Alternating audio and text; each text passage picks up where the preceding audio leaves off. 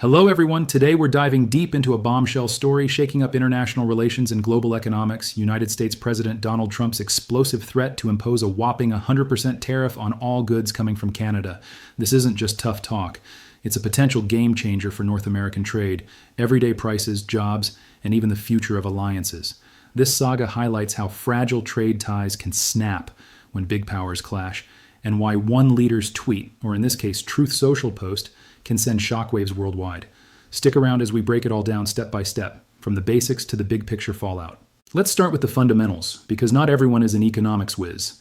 What exactly is a tariff? At its core, a tariff is a tax levied by a government on goods imported from another country. Think of it like a border toll booth for products. Imagine you're shopping online for a cool gadget made in China or a car part from Mexico.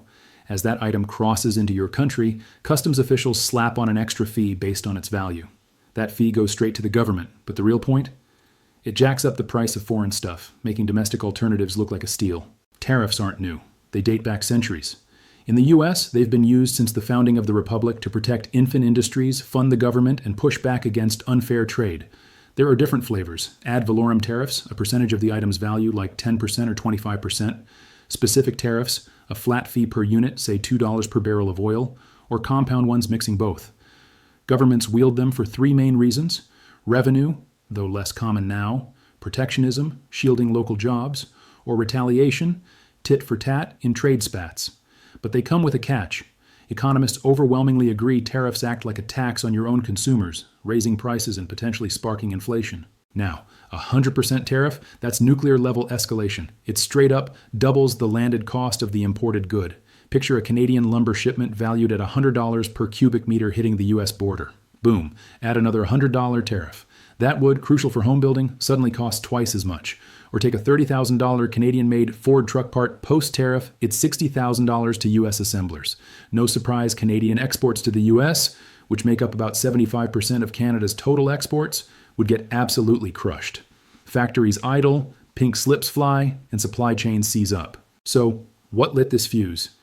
It all traces back to Canada's surprise pivot toward China. Enter Prime Minister Mark Carney, the former Bank of England governor turned Canadian leader. On January 16, 2026, Carney jetted to Beijing for a landmark visit, the first by a Canadian PM in nearly a decade since Justin Trudeau's 2017 trip. Relations had been ice cold, scarred by the Two Michaels saga, diplomats Michael Kovrig and entrepreneur Michael Spavor detained in China from late 2018 to September 2021. That was payback, many say, for Canada's arrest of Huawei exec Meng Wanzhou on a U.S. extradition warrant. Public trust in China plummeted in Canada, with polls showing over 70% unfavorable views lingering post-release. But Carney rolled the dice. At the iconic Great Hall of the People, he huddled with President Xi Jinping, announcing a new strategic partnership. The crown jewels? Trade tweaks on electric vehicles and agriculture. Canada, syncing with U.S. policy, had slapped 100% tariffs on Chinese EVs to protect its nascent auto sector.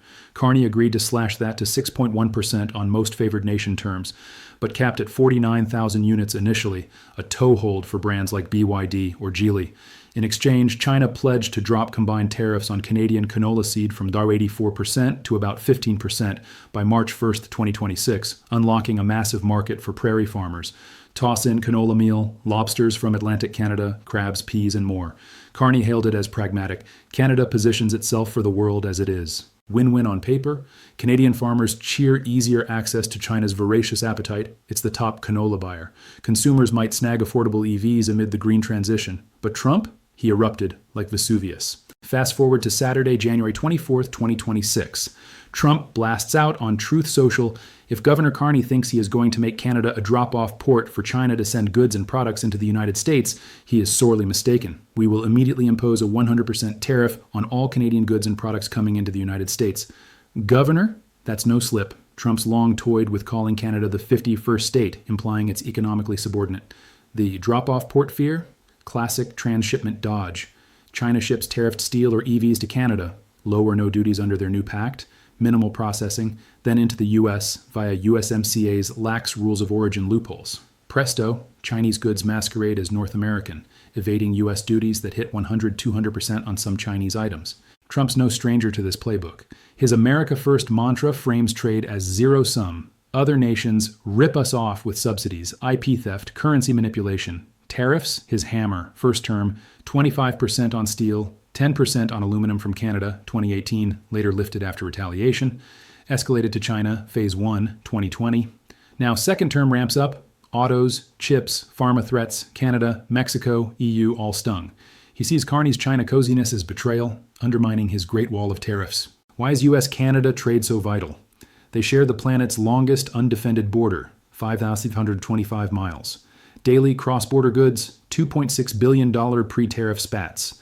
Top flows, autos, parts, 100B plus annually, Ontario-Michigan Lifeline, energy, Canadian oil, R4M BPD to U.S. refineries, lumber, 30% U.S. supply, potash, fertilizers, beef, wheat, USMCA, CUSMA in Canada, NAFTA 2.0 promises zero tariffs on 99% qualifying goods, but with strict origin rules, 75% North American content for autos. Trump's threats test those bonds.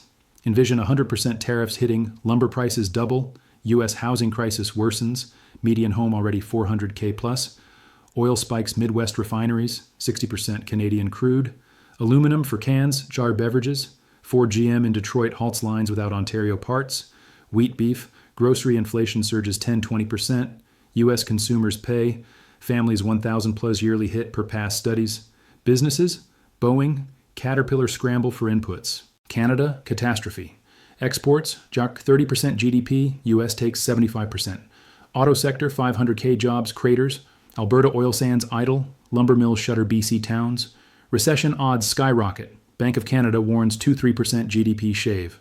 Ripples, U.S. firms like GM, 20% Canada production, hike prices globally, eroding competitiveness. Trade war spiral, Canada retaliates on U.S. whiskey, Harley-Davidson's, 2018 redux, Mexico eyes hedges, legal hurdles, Trump cites Section 232, national security, or 301, unfair practices, used before. But USMCA Chapter 32 demands 16-month notice for withdrawal. Snap tariffs invite panels. WTO 2. Canada vows disputes. Carney's calculus, U.S. volatility, tariffs, annexation jabs, pushes diversification. China, Dundra 2 partner, 100B trade. Farmers desperate post-U.S. steel spat, but risks alienating superpower. Lessons? Trade weaves destinies. One Beijing handshake ripples to Washington. Politics weaponizes economics. Free trade, Ricardo's comparative advantage, versus protectionism, infant industry argument, debate rages 200 plus years. Heroes, Trump shields Rust Belt, Carney hedges bets, free markets utopia or fortress economies.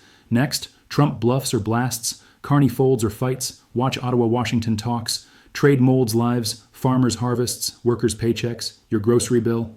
What's fair, loyalty or sovereignty? Thanks for watching. Smash like if tariffs terrify you, subscribe for updates, comment, Team Trump or Carney, sharpen your global lens.